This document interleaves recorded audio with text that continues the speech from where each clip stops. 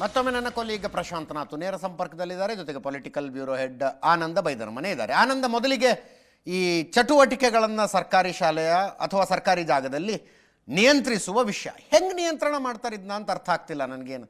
ಅಂದರೆ ಈಗ ಗಣವೇಶ ಹಾಕಿಕೊಂಡು ಯಾರು ಶಾಖೆ ನಡೆಸಬಾರ್ದು, ಅಲ್ಲಿ ಭಗವಧ್ವಜ ಇನ್ನೆಟ್ಟು ಅದಕ್ಕೆ ನಮಸ್ಕರಿಸುವವರ ಮೇಲೆ ಆ್ಯಕ್ಷನ್ ತಗೊಳ್ತೀವಿ ಈ ಥರದ್ದ, ಅಥವಾ ನಮಸ್ತೆ ಸದಾವತ್ಸಲೆ ಮಾತೃಭೂಮಿ ಹೇಳಿದವ್ರ ಮೇಲೆ ಆ್ಯಕ್ಷನ್ ತಗೊಳ್ತೀವಿ ಆ ಥರದ್ದ?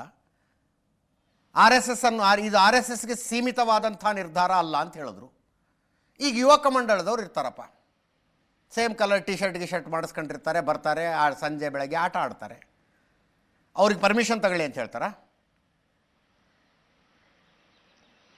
ಎಸ್ ಅಜಿತ್, ಇವತ್ತು ನಡೆದ ಸಚಿವ ಸಂಪುಟ ಸಭೆಯಲ್ಲಿ RSS ಕುರಿತಂತೆ ಕಳೆದ ಹಲವು ದಿನಗಳು ನಡೀತಾ ಇರತಕ್ಕಂಥ ಏನು ಚರ್ಚೆ ಇತ್ತು, ಆ ಚರ್ಚೆಯ ಭಾಗವಾಗಿ ಆ RSS ಚಟುವಟಿಕೆ ನಿಷೇಧ ಮಾಡೋ ಸಂಬಂಧಪಟ್ಟ ಹಾಗೆ ನಡೀತಿರ್ತಕ್ಕಂಥ ಏನು ಚರ್ಚೆ ಇತ್ತು, ಆ ಚರ್ಚೆಗೆ ಪೂರಕವಾಗಿ ಪ್ರಿಯಾಂಕ್ ಖರ್ಗೆ ಕೊಟ್ಟಿರ್ತಕ್ಕಂಥ ಪತ್ರ ಮತ್ತು ಪತ್ರದ ಬೆನ್ನಲ್ಲೇ ಸರ್ಕಾರವು ಕೂಡ ಒಂದು ಕಠಿಣವಾದ ನಿರ್ಧಾರವನ್ನು ತೆಗೆದುಕೊಳ್ಳುತ್ತೆ ಅನ್ನುವಂಥ ಕಾರಣಕ್ಕಾಗಿ ಇವತ್ತಿನ ಸಂಪುಟ ಸಭೆಯಲ್ಲಿ ವಿಸ್ತೃತವಾಗಿ ಚರ್ಚೆ ಆಯಿತು ಅಂತಕ್ಕಂಥದ್ದು ಬಹಳ ಪ್ರಮುಖವಾದಂಥ ವಿಚಾರ.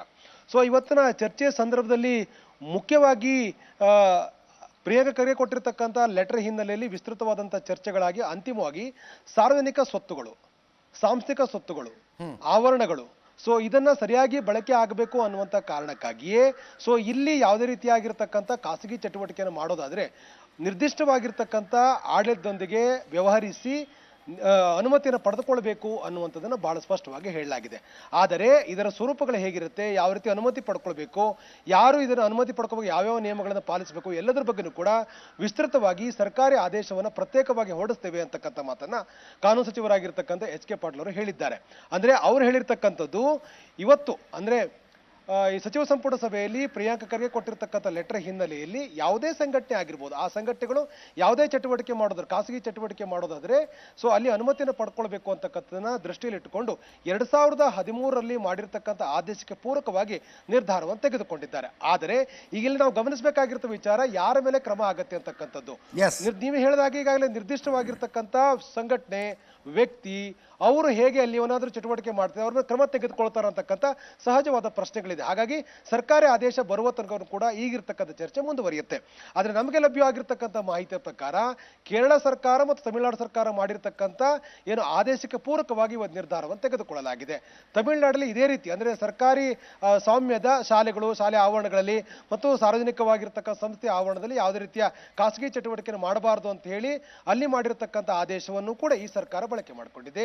ಇನ್ನು ಕೇರಳ ಸರ್ಕಾರ ಮಾಡಿರ್ತಕ್ಕಂಥ ಅಲ್ಲಿ ನಮ್ಮ ಹಾಗೆ ಮುಜರಾಯಿ ಇಲಾಖೆದಲ್ಲ ದೈವಸ್ಥ ಮಂಡಳಿಗಳು ಇರುವಂತಹ ಹಿನ್ನೆಲೆಯಲ್ಲಿ ಆ ದೇವಸ್ಥಾನದ ಆವರಣದಲ್ಲೂ ಕೂಡ ಇಂಥ ಚಟುವಟಿಕೆ ಮಾಡಬಾರದು ಅಂತ ಹೇಳಿ ಅಲ್ಲೊಂದು ರೂಲ್ಸ್ ಇದೆ. ಹಾಗಾಗಿ ಆ ರೂಲ್ಸ್ ಅನ್ನು ಕೂಡ ಅಡಾಪ್ಟ್ ಮಾಡ್ಕೊಂಡಿದ್ದಾರೆ. ಇದನ್ನ ಬಹಳ ಕೇರಳ ಮತ್ತು ತಮಿಳುನಾಡಿನಲ್ಲಿ RSS ಸ್ಪೆಸಿಫಿಕ್ ನಿಯಮಗಳಿದಾವ ಅಥವಾ ಖಾಸಗಿ ಚಟುವಟಿಕೆಗಳನ್ನು ಮಾಡಬಾರದು ಅಂತ ನಿಯಮ ಇದೆಯಾ? ಎಸ್, ಖಾಸಗಿ ಚಟುವಟಿಕೆಗಳನ್ನು ಮಾಡಬಾರದು ಅಂತ ಹೇಳಿ ಅಲ್ಲಿ ತಮಿಳುನಾಡು ಮತ್ತು ಕೇರಳದಲ್ಲಿ ಸ್ಪಷ್ಟವಾಗಿ ಆದೇಶ ಇದೆ, ಅದು ಅಲ್ಲಿ ಜಾರಿಯಲ್ಲೂ ಕೂಡ ಇದೆ. ಸೊ ಹಾಗಾಗಿ ಅದನ್ನ ಇಲ್ಲಿ ಕರ್ನಾಟಕದಲ್ಲಿ ಬಳಕೆ ಮಾಡತಕ್ಕಂಥ ನಿರ್ಧಾರವನ್ನು ಮಾಡಲಾಗಿದೆ. ನಾವೀಗ ಒಂದನ್ನು ಗಮನಿಸಬೇಕು, ಇಲ್ಲಿ ಸರ್ಕಾರಿ ಆದೇಶ ಬರೋ ತನಕ ಕೂಡ ವೇಟ್ ಮಾಡಬೇಕು. ನಾನೇ ಕಾನೂನು ಸಚಿವರಾಗಿರ್ತಕ್ಕಂಥ HK ಪಾಟೀಲ್ ಅವರಿಗೆ ಪ್ರಶ್ನೆ ಕೇಳಿದೆ, RSS ದೃಷ್ಟಿಯಲ್ಲಿ ಇಟ್ಕೊಂಡು ನೀವು ಈ ಆದೇಶವನ್ನು ಮಾಡಿದ್ದೀರಾ? ನಾವು ಯಾವುದೇ RSS ದೃಷ್ಟಿಯಲ್ಲಿ ಇಟ್ಕೊಂಡು ಈ ಆದೇಶವನ್ನು ಮಾಡಿಲ್ಲ ಅಂತ ಅವರು ಸ್ಪಷ್ಟಪಡಿಸಿದ್ದಾರೆ. ಎಲ್ಲಾ ಸಂಸ್ಥೆಗಳಿಗೂ ಕೂಡ ಅಂದ್ರೆ ಸಂಸ್ಥೆಗಳಿಗೆ ಅನ್ವಯ ಆಗುತ್ತೆ ಅಂತ ಹೇಳಿದ್ದಾರೆ. ಯಾರು ಹೆಚ್ಚು ಉಲ್ಲಂಘನೆ ಮಾಡ್ತಾರೋ ಅವರಿಗೆ ಇದು ಅನ್ವಯ ಆಗುತ್ತೆ ಅಂತಕ್ಕಂಥ ಮಾತನ್ನು ಅವ್ರು ಹೇಳಿದ್ದಾರೆ. ಅಂದ್ರೆ ಸರ್ಕಾರದ ಒಟ್ಟಾರೆ ಆಶಯ ಇರ್ತಕ್ಕಂಥದ್ದು, ಉದ್ದೇಶ ಇರ್ತಕ್ಕಂಥದ್ದು ಯಾರನ್ನ ಗುರಿಯಾಗಿಟ್ಕೊಂಡು ಈ ಆದೇಶ ಮಾಡಬೇಕಾಗಿತ್ತು ಆದೇಶವನ್ನು ಮಾಡಿದ್ದಾರೆ. ಆದ್ರೆ ಇದನ್ನ ಕಾನೂನಾತ್ಮಕವಾಗಿ ಹೋರಾಟ ಮಾಡ್ತಕ್ಕಂಥ ಪ್ರಯತ್ನವನ್ನ RSS ಅಥವಾ ಇನ್ನಿತರ ಯಾವ್ದಾದ್ರು ಸಂಘಟನೆಗಳು ಕೋರ್ಟ್ ಅಲ್ಲಿ ಮಾಡುತ್ತವ ಅಂತಕ್ಕಂಥ ನೋಡ್ಬೇಕು. ಯಾಕಂದ್ರೆ ಅದು ಮಾಡೋದಾದ್ರೂ ಕೂಡ ಸರ್ಕಾರಿ ಆದೇಶ ಬರೋ ತನಕ ಕೂಡ ಕಾಯ್ಬೇಕಾಗತ್ತೆ. ಸರ್ಕಾರಿ ಆದೇಶದಲ್ಲಿ ಹೇಗೆ ಬಳಕೆ ಮಾಡಬೇಕು, ಹೇಗೆ ಬಳಕೆ ಮಾಡಬಾರ್ದು ಅಂತಕ್ಕಂಥ ಕೂಡ ಬಹಳ ಪ್ರಮುಖ ಆಗುತ್ತೆ. ನಾವು ಇನ್ನೊಂದು ಗಮನಿಸಬೇಕು, ಇನ್ಯಾವುದೋ ಒಂದು ಕಾರ್ಯಕ್ರಮವನ್ನ ಒಂದು ಸರ್ಕಾರಿ ಶಾಲೆಯ ಆವರಣದಲ್ಲಿ ಮಾಡೋದಾದ್ರೆ ಅಲ್ಲಿ ಒಬ್ಬ ಮುಖ್ಯೋಪಾಧ್ಯಾಯನಿಗೆ ನಾವು ಅರ್ಜಿ ಕೊಡಬೇಕಾಗತ್ತೆ. ಆತ BO ಬರೀತಾನೆ, BO DDP ಬರೀತಾನೆ, DDP DC ಬರೀತಾನೆ, DC ಅದನ್ನ ಜಿಲ್ಲಾ ಉಸ್ತುವಾರಿ ಸಚಿವರೊಂದಿಗೆ ವ್ಯವಹರಿಸಿ ಅಂತಿಮ ನಿರ್ಧಾರ ತೆಗೆದುಕೊಳ್ತಾರೆ. ಅಂದ್ರೆ ಈ ರೀತಿಯ ನಿರ್ದಿಷ್ಟವಾಗಿ ಯಾರಿಗೆ ಅನುಮತಿ ಕೊಡಬೇಕು ಅಂತ ಅವ್ರು ಮೆಂಟಲಿ ರೆಡಿ ಆಗಿರ್ತಾರೋ ಅವರಿಗೆ ಬೇಗ ಸಿಕ್ಬಿಡುತ್ತೆ, ಯಾರಿಗೆ ಕೊಡಬಾರ್ದು ಅಂತ ಹೇಳ್ತಾರೋ ಮತ್ತೆ ಅಲ್ಲಿಂದ DC ಇಂದ DDP ಇಂದ BO ಇಂದ ಮುಖ್ಯೋಪಾಧ್ಯಾಯರಿಗೆ ಬರುತ್ತೆ, ಮುಖ್ಯೋಪಾಧ್ಯಾಯರಿಂದ ಅರ್ಜಿ ಕೊಟ್ಟವರಿಗೆ ಬರುತ್ತೆ.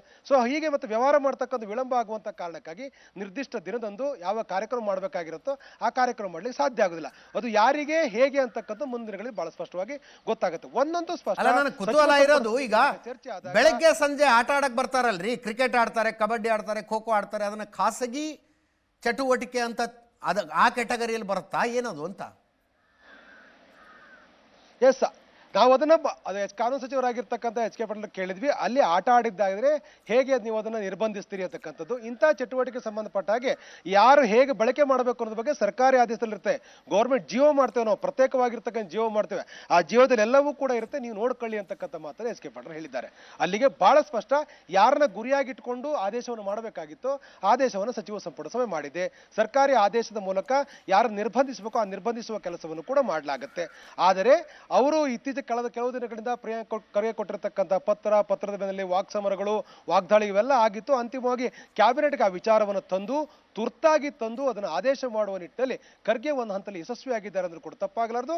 ಇಡೀ ಸಚಿವ ಸಂಪುಟ ಖರ್ಗೆ ಅವರ ಅಭಿಪ್ರಾಯಕ್ಕೆ ಪೂರಕವಾಗಿ ನಿರ್ಣಯ ತೆಗೆದುಕೊಳ್ಳಿಕ್ಕೆ ಸಹಮತ ವ್ಯಕ್ತಪಡಿಸಿದೆ. ಹಾಗಾಗಿ ಸರ್ಕಾರಿ ಆದೇಶ ಹೇಗಿರುತ್ತೆ ಅಂತಕ್ಕಂಥ ಸಹಜವಾದ ಕುತೂಹಲದೊಂದಿಗೆ ಎಲ್ಲಾ ರೀತಿಯ ಗೊಂದಲಗಳಿಗೆ ತೆರೆ ಬೀಳಬಹುದಾ ಅಥವಾ ಇನ್ನಷ್ಟು ವಿವಾದ ಆಗತ್ತಾ ಎಲ್ಲವನ್ನು ಕೂಡ ಕಾದು ನೋಡಬೇಕಾಗತ್ತೆ. ಎಸ್, ಈ ಮುಖ್ಯಮಂತ್ರಿಗಳೇ ಸ್ವತಃ ಪ್ರಸ್ತಾಪ ಮಾಡಿದ್ರಂತ ಇವತ್ತು ಕ್ಯಾಬಿನೆಟ್ನಲ್ಲಿ. ಎಸ್, ಇದು ಬಹಳ ಪ್ರಮುಖವಾಗಿರ್ತಕ್ಕಂಥ. ಯಾಕಂತಂದ್ರೆ ನಾವು ಯಾವುದೇ ಒಂದು ಸಬ್ಜೆಕ್ಟ್ ಅನ್ನ ತುರ್ತಾಗಿ ಸಚಿವ ಸಂಪುಟ ತಂದಾಗ ಸಹಜವಾಗಿ ಮುಖ್ಯಮಂತ್ರಿಗಳು ಪ್ರಸ್ತಾಪವನ್ನು ಮಾಡ್ತಾರೆ, ಅಥವಾ ಗೃಹ ಇಲಾಖೆ ಅಂತ ವ್ಯಾಪ್ತಿಯೊಳಗಡೆ ಬಂದಾಗ ಗೃಹ ಸಚಿವರು ಪ್ರಸ್ತಾಪ ಮಾಡ್ತಾರೆ.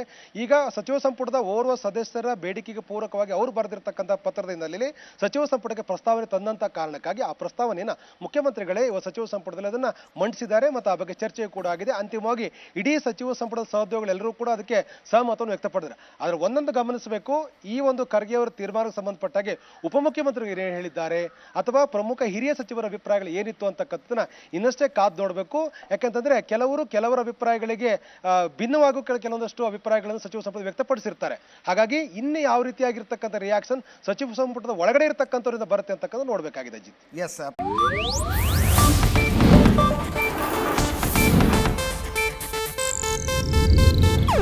ಇದು ಏಷ್ಯಾನೆಟ್ ನ್ಯೂಸ್ ನೆಟ್ವರ್ಕ್ ಪ್ರಸ್ತುತಿ.